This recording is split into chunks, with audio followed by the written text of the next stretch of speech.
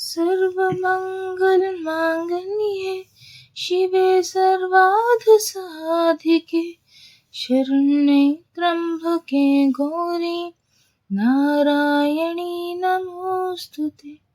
सर्वमङ्गलमाङ्गल्ये शिवे सर्वार्थसाधिके शरण्ये त्र्यम्बके गौरी नारायणी नमोस्तुते। सर्वमङ्गलमाङ्गल्ये शिवे सर्वार्थसाधिके शरण्ये त्र्यम्बके गौरी नारायणी नमोस्तुते। राम राम दोस्तों, आप सबका मेरे चैनल प्रो बदलू में स्वागत है। जय माता दी दोस्तों। नवरात्र अब अपने अंतिम पड़ाव पर पहुंच चुका है। आज माँ दुर्गा के 8वें स्वरूप आदिशक्ति महागौरी की पूजा की जाती है। 8वें दिन की पूजा देवी के मूल भाव को दर्शाता है।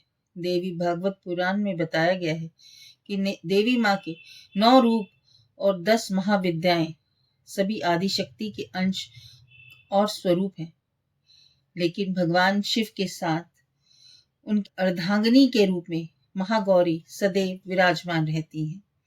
इनकी शक्ति अमोघ और सदा फलदायिनी है। माँ गौरी की पूजा मात्र से भक्तों के सभी पाप धुल जाते हैं और व्यक्ति अक्षय पुण्य का अधिकारी हो जाता है। ज्यादातर घरों में नवरात्र की अष्टमी तिथि के दिन कन्या पूजन किया जाता है। वहीं कुछ लोग नवमी तिथि के दिन कन्या पूजन करते हैं। शिव पुराण के अनुसार माँ गौरी को 8 साल की उम्र में ही अपने पूर्व जन्म की घटनाओं का आभास होने लग गया। उन्होंने इस उम्र में भगवान शिव को अपना पति मान लिया था और शिव को पति रूप में पाने के लिए तपस्या भी शुरू कर दी थी। इसलिए अष्टमी तिथि को महागौरी के पूजन का विधान है। इस दिन दुर्गा सप्तशती के मध्यम चरित्र का पाठ करना विशेष फलदायी होता है। जो लोग 9 दिन का व्रत नहीं रख पाते, वे पहले और 8वें दिन का व्रत कर पूरे 9 दिन का फल प्राप्त कर लेते हैं। देवी भागवत पुराण के अनुसार देवी पार्वती अपनी तपस्या के दौरान केवल कंदमूल, फल और पत्तों का आहार करती थी। बाद में माता केवल वायु पीकर ही तप करना आरंभ कर दिया। तपस्या से माता पार्वती को महान गौरव प्राप्त हुआ और इससे उनका नाम महागौरी पड़ गया। माता की तपस्या से प्रसन्न होकर भगवान शिव ने उनको गंगा में स्नान करने के लिए कहा। जिस समय माता पार्वती गंगा में स्नान करने गई, तब देवी का एक स्वरूप श्याम वर्ण के साथ प्रकट हुई थी, जो कौशिकी कहलाई, और एक स्वरूप उज्ज्वला चंद्र के समान प्रकट हुआ, जो महागौरी कहलाई। माँ गौरी अपने हर भक्त का कल्याण करती हैं, उनको सभी समस्याओं से मुक्ति दिलाती हैं। देवी भागवत पुराण के अनुसार महागौरी का वर्ण रूप से गौर अधिक अर्थात सफेद है। इनके वस्त्र व भूषण भी सफेद रंग के हैं। माँ का वाहन वृषभ अर्थात बैल है, जो भगवान शिव का भी वाहन है। माँ का दाहिना हाथ अभय मुद्रा में है और नीचे वाले हाथ में दुर्गा शक्ति का प्रतीक त्रिशूल। माँ गौरी के ऊपर वाले हाथ में शिव का प्रतीक डमरू है। डमरू धारण करने के कारण माँ को शिवा के नाम से भी जाना जाता है।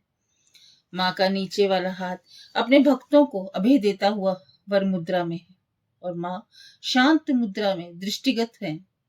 देवी के इस रूप की प्रार्थना करते हुए देव और ऋषिगण कहते हैं, सर्वमंगल मांगल्ये शिवे सर्वार्थ साधिके शरण्ये त्र्यंबके गौरी नारायणी नमोस्तुते। माँ महागौरी अपने भक्तों के लिए अन्नपूर्णा स्वरूप है।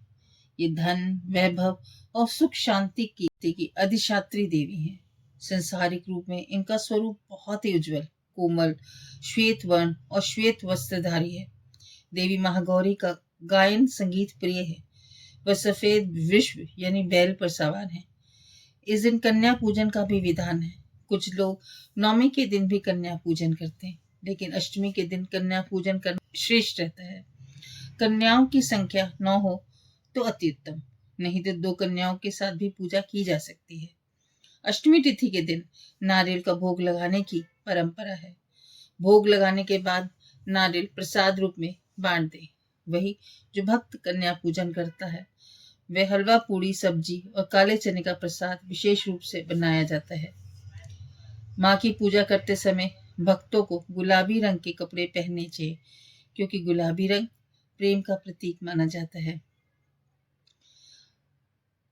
अष्टमी तिथि पर माँ गौरी की पूजा का विधान भी बाकी दिनों की तरह ही होता है। जिस तरह सप्तमी तिथि को माता की पूजा की जाती है, उसी तरह अष्टमी तिथि को भी शास्त्रीय विधि से पूजा की जाती है। इस दिन माता के कल्याणकारी मंत्र ओम देवी महागौराय नमः का जाप करना चाहिए और माँ को लाल चुनरी चढ़ानी चाहिए।